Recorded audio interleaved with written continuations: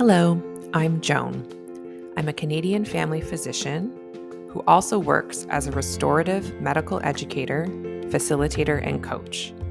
I create spaces that rehumanize the work of healthcare. I'm creating this podcast to remind myself, as well as anyone else working in a helping profession, that when you are working and caring for your human patients, you are the other human in the room. And welcome to the introductory episode of The Other Human in the Room. I wanted to do a very first episode to introduce myself and share a bit of my story, including the experiences that have led me to starting this podcast. So, I'm Joan. I'm a mother of two boys, aged 4 and 2, a wife of one husband. Um, I'm a super fan of RuPaul's Drag Race. I'm an unskilled but enthusiastic dancer and singer. I'm an avid personal development reader and podcast consumer. I'm a mixed race Chinese Caucasian woman, born in Hong Kong, but raised the majority of my life in Southern Ontario in Canada. And for the past 9 years now, I've been practicing comprehensive outpatient family medicine in Guelph, Ontario. I love family medicine. I have had so many enriching and meaningful experiences caring for patients throughout my medical career to this date. There's so much that I love about what I do, and the fact that I have no idea what I'm going to show up and do each day that I care for my patients, and that there's such a wide variety that I get to see. I've also noticed over time, from the start, honestly, um, this dull hum in the back of my mind as I showed up to work each day. This hum that would drain a bit of my enjoyment of patient encounters. It would cloud my ability to think as clearly and passionately about how best to care for my patients. This hum that reached a roar in the midst of last year, 2021, when I just couldn't ignore it anymore. This hum that became a roar was a mixture of thoughts and emotions about who I was and what I was capable of as a physician and as a person. Emotions like anxiety, overwhelm, and resentment, they really reached these peak volumes, so I couldn't ignore them anymore. I had to do something about it.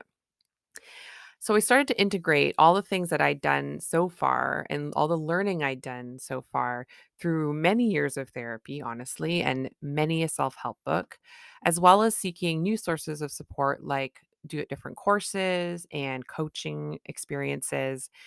And this one key message kept emerging: I am a human being with a human body and a human brain.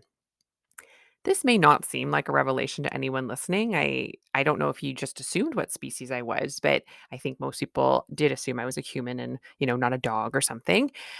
But I have just really discovered this past year the difference between knowing something intellectually and superficially and actually living as if that thing were true. And for me, I was not living as if I was a human being in a human body with a human brain. I was so disconnected with what my human self needed and wanted and felt and enjoyed. And honestly, that was what was leaving me with that roar of resentment and overwhelm and anxiety. So I started to look for why. Why was I feeling this way? And I came to understand that these emotions came from somewhere. They came from stories that I'd been telling myself a long time, stories that I'd heard in many places from many people and many corners of society. And I started to really bring those to the surface and dis uh, disconnect with them as being a part of me. So stories like and these stories are things that disconnected me from myself to begin with. So stories like I'm not good enough. So, in order to feel good enough, I have to make everyone around me like me. So now I'm constantly ruminating and worrying about what other people think of me instead of getting clear of what I wanted to think for myself. Stories like there's too much to do, I don't have enough time to get what I need done, and just feeling that overwhelm, and that was urging me to like work overtime to prove I was this worthy person who could get all this stuff done until I was so overwhelmed that I'd shut down completely and just procrastinate and avoid my growing to do list for days. Stories that would leave me lurching from patient to patient, feeling pulled in every direction by the constant stream of demands until so much resentment was built up about how it felt like I was giving and giving and giving to so many people in so many ways and not getting anything in return. To the point that one of my breaking points or rock bottom moments that I knew I needed help was when I was sitting across from a patient and they were describing their knee pain to me. And I realized that I specifically was feeling incredibly resentful and irritated at the person's knee. Like, in my head, I'm like, seriously, their knee has to hurt as well. Like, as if the knee was sentient and was out to get me in some way. I was taking it personally that this poor person's knee was hurting, that it had the audacity to, start hurting, and then that was adding to my workload. So, yeah, something had to change. Um, I used to think that these stories were just facts or flaws in my personality. Like these were fixed states that I just had to like work hard enough to overcome or hide from the rest of the world for fear of judgment or scorn. Like, yeah, obviously I'm not good enough. That's why I have to work so hard. Obviously, I'm not a lovable person. So that's why I need to do what everyone else wants to make people like me because that's how I finally find that I'm a lovable person. That's why I finally show that I'm good enough. That's how I finally gain that sense of belonging I'm craving by working hard enough to be a valuable member of the group, of the team, right? But these aren't personality traits. Like, as I've learned more about us as human beings and our human bodies and brains, I've realized that we are not fixed.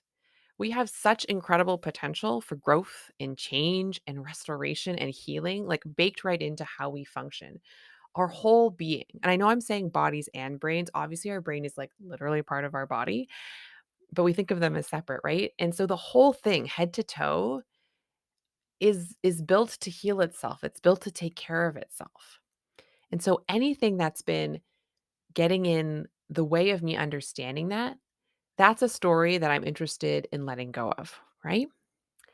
And so when I started to actually acknowledge my humanity and acknowledge these stories that were getting in the way of me understanding sort of the truth of who I am as a human being and a human person and blocking me from feeling joy and satisfaction in my work, then I started to apply that learning and learning about my capacity for growth and my capacity for goodness. And so much transformation started to unfold.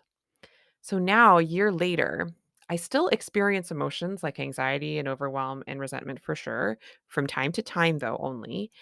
And they're often quite fleeting, or if they're there, they're at a much lower level and lower volume than they were before. And in their place, I genuinely feel more confidence, more calm, more like clarity of thinking, more compassion for my patients, honestly. And that feels good. It feels joyful and satisfying to feel that way versus what it felt like before, like obligatory or being pulled from me, you know? And that feels so good. I show up every day and I have the full human experience and feel stress and feel joy. But overall, I feel so much more satisfied about what I do and what I offer to my patients and my community, including to myself.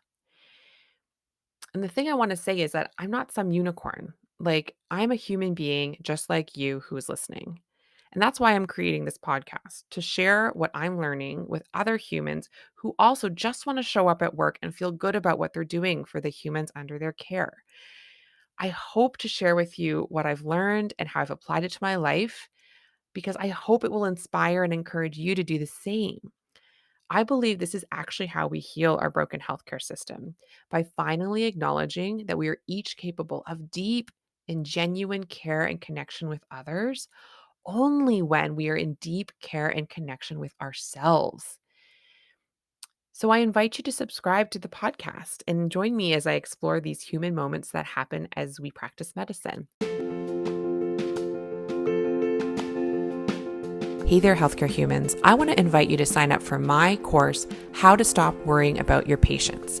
It's a free 5-day email course delivered right to your inbox where I teach you why worrying is optional, that it's not actually helpful for your patients, and that it's possible to reclaim your brain from worry and start enjoying your life in and outside of medicine. Go to joanchanmd.com/course to sign up now. I'll see you in your inbox.